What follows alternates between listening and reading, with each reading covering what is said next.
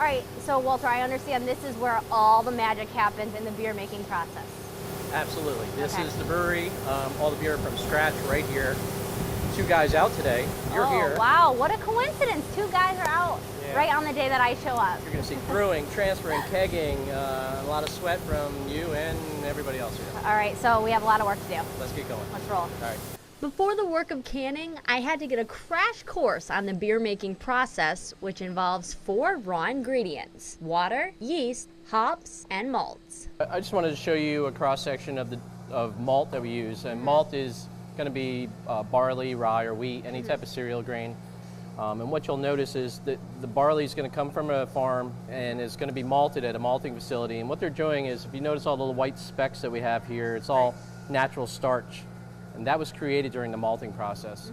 Comes to a brewer, we expose the starch by cracking the grain, and with the introduction of water, the enzymes in the grain convert starch to sugar. Walter gave me a step-by-step tour of the brewing process. The grain falls in and the mixer is mixing water, and this is where we create a mash.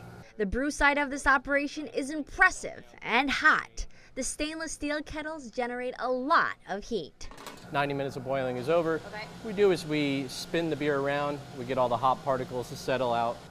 Then it's time to send the beer out, and it's really hot, but it can't be exposed to yeast. Yeast can't tolerate temperatures over 90 degrees.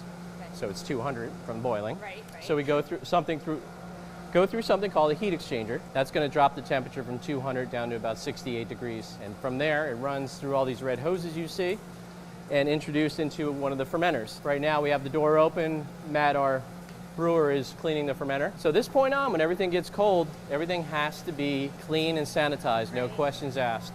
Beer making is not a fast process. It takes days and even weeks before it's ready to drink. I learned fermentation takes time and cold temperatures. Now the yeast cell is then going to take in the sugar we created, and when it takes in sugar, it gives off 2 byproducts, one being alcohol and one being CO2, hence the fermentation.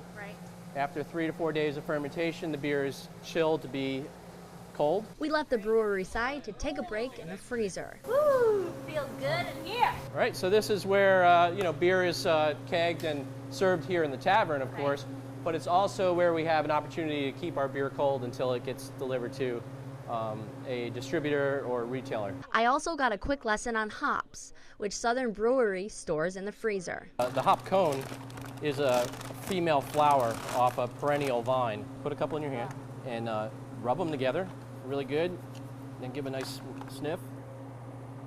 These, oh my gosh, yeah, that smells good. It's very, very tropical. Yeah. These are Citra hops, and they're some of the newest, coolest hops out in the last 5-6 years. Wow. They put on some tropical notes to a beer, but they do process them down to pellets because they break up into a slurry, and they're very easy to use in the machines. Yeah. But you notice the stickiness on your hands. Yeah. Okay, those are the oils that create the bitterness in beer. Okay. And to get those oils in the beer, you need a boil. That's part of the reason for the boiling we talked about. Right. So these hops can also be added later on in finished beer, and that would be called dry hopping. And that's where we're going to get 100% aroma, not more bitterness. That is so neat. That smells really so good. We talked about all the raw ingredients. We talked about the process. Are you picking it up or what? Yeah? I think I'm learning a lot, that's for sure. I'm ready to go drink some beer, maybe. Well, drinking's after we do a little work. Come on. We got some job. We got some work we need done. Doing work. Time to get to work. First up, helping Walter unload 55 pounds of grain onto wooden pallets. My next task, the assembly line, catching cans.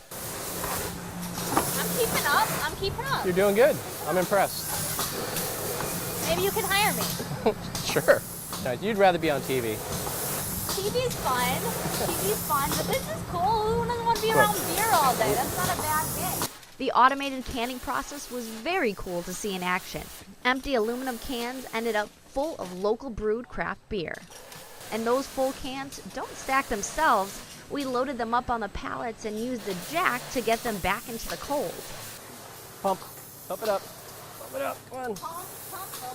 Pump it up. Okay, now we're gonna pull. Ready? All right, let's get it back in the cooler. Wow, that's a lot of beer. I'm gonna let you pull it. How about that? Okay. There you go. right, not too bad. Not too bad, I think thanks. you earned that Now I'm shirt. one of the crew? Yeah, you are. Are you gonna hire me now? I don't see why not. You did a great job today. Thanks. All right, now we get to do the best part. Absolutely. Cheers. Cheers. Mm. Really good. Tart, yet sweet. Perfect summer beer for the Low Country. Of course, the Southern Barrel Brewing Company is just one of the many locally owned brew houses in South Carolina and Georgia. Local people making local products. In Bluffton, Alexandra Vitale, WTOC News.